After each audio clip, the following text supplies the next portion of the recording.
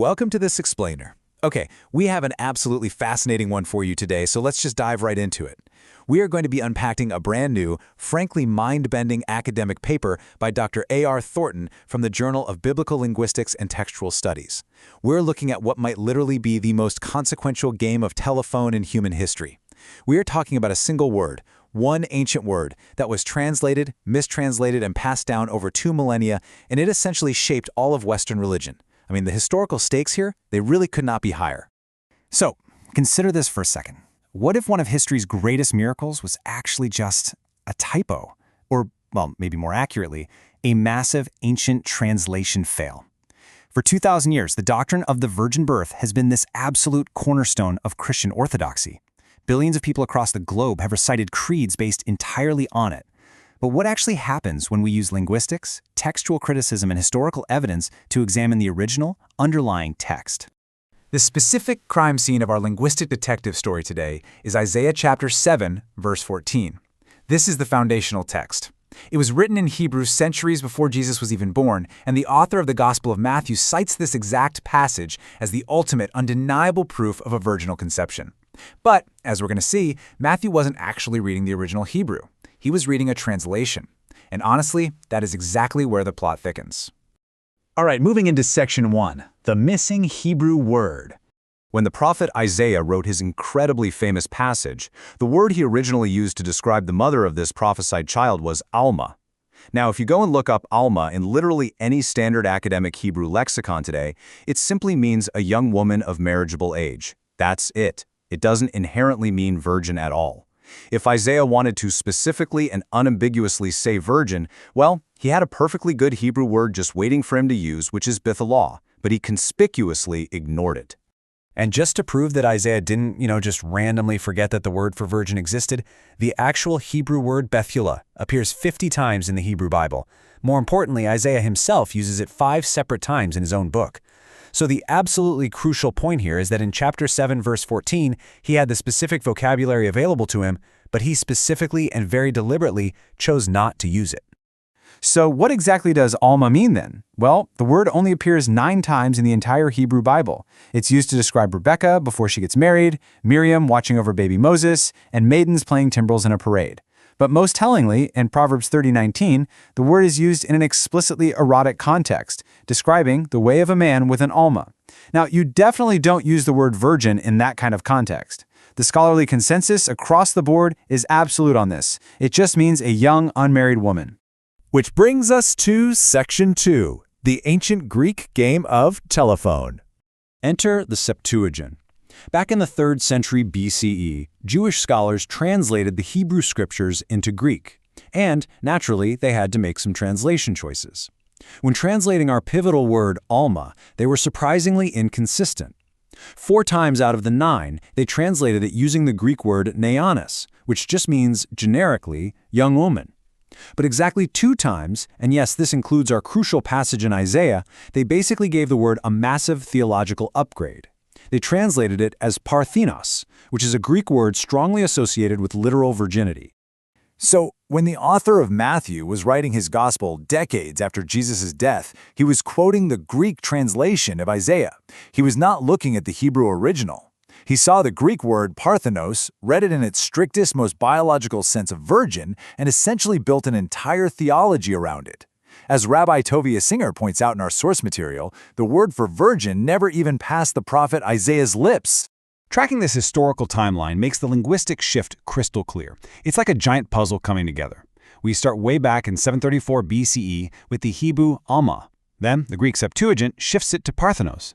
Matthew locks it into the nativity narrative in the 1st century. But the real nail in the coffin, that comes in 405 CE, when St. Jerome translates the Bible into Latin, creating the Vulgate. He uses the Latin word virgo, which entirely destroys any lingering linguistic ambiguity. It is completely biologically specific.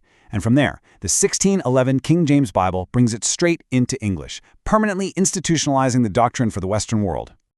Okay, section 3, a terrible military sign. Think about the total absurdity of this situation for just a second. The original context of Isaiah chapter 7 is about King Ahaz of Judah. The guy is absolutely terrified because 2 enemy kingdoms are literally about to invade his city. Isaiah goes over to reassure him and says, "Don't worry, God will give you a sign." Now, if that sign is, hey, 700 years from now, a virgin is going to have a baby, King Ahaz is going to look at him and say, "Okay, and exactly how does that help me with the 2 armies parked outside my window on Tuesday?" A miraculous virgin birth happening centuries later is a terrible, highly confusing near-term military sign. The reality of the text is so much simpler. Isaiah was simply giving Ahaz a biological timing marker. He was pointing to a specific living woman. In Hebrew, it's Almah, meaning the young woman. He's basically saying, hey, see that pregnant young woman over there? Before her soon-to-be-born baby is old enough to know right from wrong, your enemies are going to be destroyed. Furthermore, the text uses standard, everyday Hebrew verbs, hara and yoladet, which describe completely normal, natural, everyday human conception. Now for Section 4, the awkward family reunion. Let's fast forward a bit.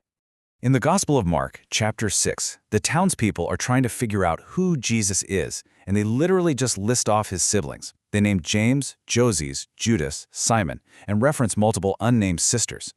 This is a very blunt historical reality recorded in some of the very earliest Christian documents we have. For a doctrine that vehemently insists Mary remained a virgin her entire life, having a very large, very real brood of children running around Nazareth throws a massive wrench into the whole shebang. Over the centuries, church tradition really had to scramble to figure out what to do with these siblings. There are 3 main historical attempts to explain them away. The Protestant view, known as the Helvidian view, says, hey, they're just normal, biological children of Mary and Joseph. Simple enough.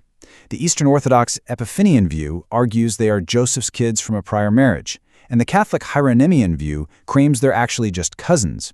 But the Greek word used in the actual text is adelphos, and scholars overwhelmingly agree that in this specific context, it absolutely meant a literal, biological brother from the exact same mother. To really understand how this all played out, we have to look at how people actually got married back then. First-century Galilean marriage was a 2-stage process. First, you had the Eruzin, which was a legally binding contract, but the couple didn't actually live together yet. Then came the Nisuin, which was the actual wedding and cohabitation. Matthew's Gospel specifically notes Mary was pregnant during that first stage, the Eruzin. Now, getting pregnant during this phase was definitely socially precarious and definitely required some explaining to the local community, but it was an entirely human, completely non-miraculous situation. Which brings us to our final part, Section 5, the real Mary of Nazareth. See, the broader ancient Mediterranean world was completely saturated with stories of human women giving birth to divine figures. It was just their cultural grammar, right? Heracles, Alexander the Great, Augustus Caesar, they all supposedly had divine paternity. It was a status symbol. As early Christianity spread out of Judea and into the larger Greek-speaking world, it naturally adopted this exact framework. And that mistranslation of Almah to Parthenos, it gave them the absolute perfect scriptural hook to attach this kind of grand, culturally expected origin narrative directly to the story of Jesus. Let's quickly summarize our detective work from Dr. Thornton's paper. Alma means young woman, not virgin. The Septuagint translators knew this because they translated it differently depending on the context. Matthew relied on a Greek misreading to build his theology. Isaiah originally was just talking about near-term politics to a terrified King Ahaz. And the New Testament openly talks about Jesus having biological siblings. When you step back, you see an extraordinary religious tradition that was literally shaped by a compounding chain of translation choices over centuries. All of this brings us to a final, really provocative thought. If the historical Mary was actually just an ordinary young woman dealing with a precarious social situation who raised a large family in a tiny, dusty Galilean village, does that make her legacy any less profound? Or does it actually make her infinitely more relatable, more profoundly human, and her overall impact on the world even more astonishing? It really leaves you fascinated by the sheer, immense power of translation, doesn't it? Just seeing how a single word can completely reshape the course of human history. Thank you so much for joining me on this explainer, and remember, always keep questioning what you read.